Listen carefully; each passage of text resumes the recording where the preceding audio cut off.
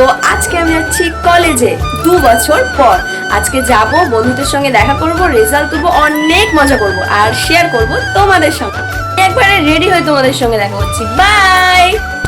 আমি রেডি হয়ে গেছি কলেজে যাওয়ার জন্য, অনেকটা দেরি হয়ে গেছে, গিয়ে তোমাদের সঙ্গে দেখা হচ্ছে। বাই। কলেজে গিয়ে দেখি এক্সাম চলছে, রেজাল্ট দেবেই না, তারপর সোজা চলে গেলাম একটা ক্যাফেতে। ক্যাফেটা খুব সুন্দর, খুব সিম্পল ভাবে ওরা সাজিয়েছে, তবে সবকিছুর সাথে মিলিয়ে যেন একটা পুরো অ্যাস্থেটিক ব্যাপার, খুব ভালো লাগছিল। আর প্রাইসও ছিল খুব কমের মধ্যে, রিজনেবল প্রাইসের মধ্যে এত টেস্টি খাবার আমি সত্যি অন্য কোথাও খাইনি। সেখান থেকে বেরিয়ে রাস্তার ধারে দাঁড়িয়ে সবাই ডিসকাস করছিলাম যে এখন কোথায় যাওয়া যায়। কোথায় যাচ্ছি? আমরা এখন যাচ্ছি পুকুর পাড়ে।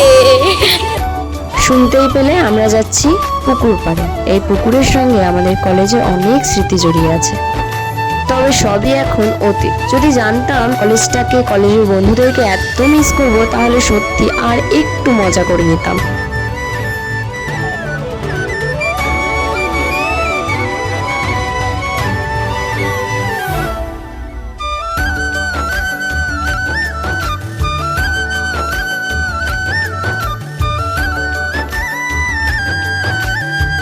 বাড়ি থেকে ফোন চলে এসেছে, বেশি বক বক না করে বাড়ি যাওয়া যাক। বাই।